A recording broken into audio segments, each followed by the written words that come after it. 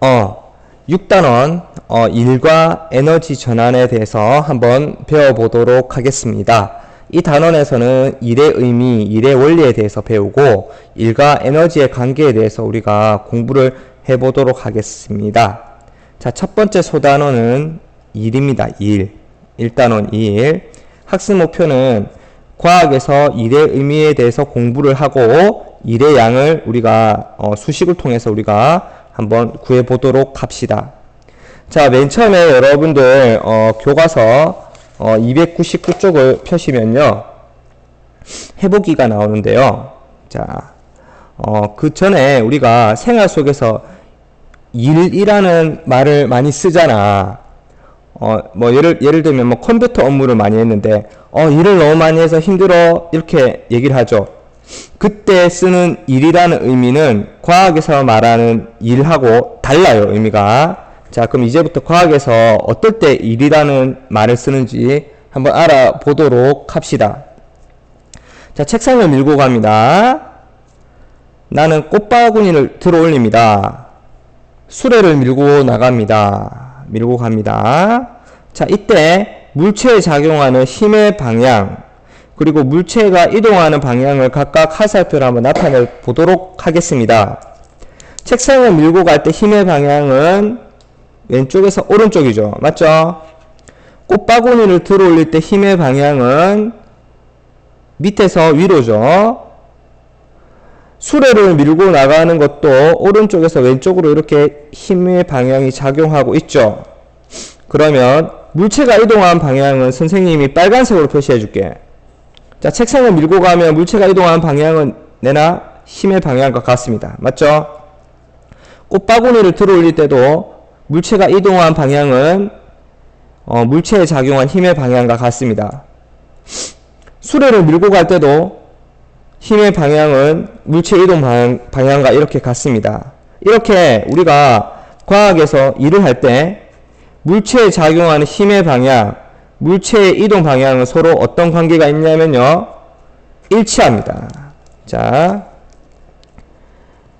물체에 작용하는 힘의 방향과 그 다음에 물체가 이동하는 방향, 물체의 이동 방향이 서로 일치하다. 그럴 때 우리는 과학적으로 일을 했다라고 이야기를 합니다.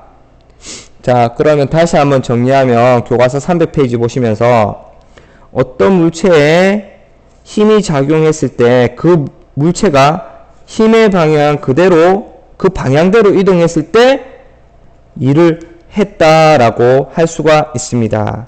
여기 그림 보이시면 나무도막 물체가 보이시죠? 힘이 왼쪽에서 오른쪽으로 작용하고 있으면 오른쪽은 물체가 움직이죠. 그래서 여기서 여기까지 이동 거리가 되겠습니다. 그래서 우리가 과학에서 일의 양을 정의를 할 때는요, 힘에다가 이동 거리를 곱해주면 우리가 일의 양이라고 볼 수가 있습니다.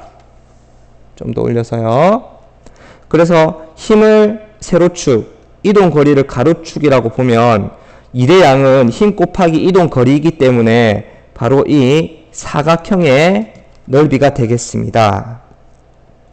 자, 그러면 일의 양은 힘 곱하기 이동 거리라고 했으면 일의 단위로 사용하는 건 뭐냐면, 자, 대문자 J를 써서 우리는 이걸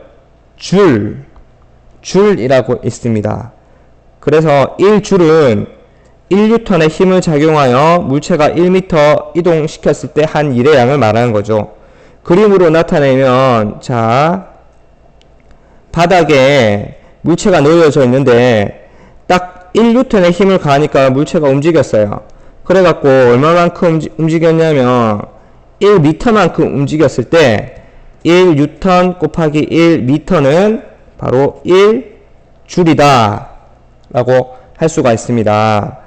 그리고 일의 양 공식에서 보듯이 힘의 크기가 같을 때 물체의 이동 거리가 커질수록 또는 길수록 더 많은 일을 한 거죠.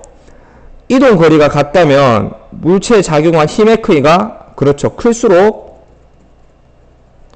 더 많은 일을 한 것입니다. 생각보다 쉽죠? 일의 의미와 일의 양을 구하는 거. 그런데요, 여기서 유념해 두셔야 될 게 뭐냐면, 과학에서 일을 하지 않은 경우, 즉 일의 양이 빵일 때, 0일 때를 한번 알아봅시다. 자, 마찰이 작용하지 않는 곳에서 물체가 보세요. 등속 직선 운동을 한다. 방향도 바꾸지 않고 그대로 직선으로, 그러니까 속력이 일정하다. 속력 일정, 방향도 일정합니다. 우리는 이걸 등속 직선 운동이라고 하는데요. 물체가 등속 직선 운동을 하는 동안 마찰이 작용하지 않으면 운동하는 동안 작용하는 힘은 0이 되겠습니다.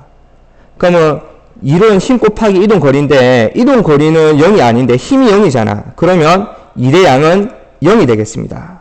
자, 물체에 작용하는 힘이 0인 경우 일은 하지 않았습니다. 아니, 물체가 움직이는데 일이 0이라고요? 네, 맞습니다. 왜냐하면 힘이 0이기 때문이죠. 우주 공간에서 우주선이 이렇게 일정한 속력으로 날아가잖아. 이때도 마찬가지야. 일정한 속력으로 여기서도 또 생략된 게 뭐냐면 방향도 일정합니다. 우리는 이걸 등속 직선 운동이라고 하는데, 등속 직선 운동을 하는 동안 힘이 작용하냐 작용하지 않냐? 힘이 작용하지 않습니다. 그래서 힘은 0이죠. 그래서 일의 양도 0이 되겠습니다.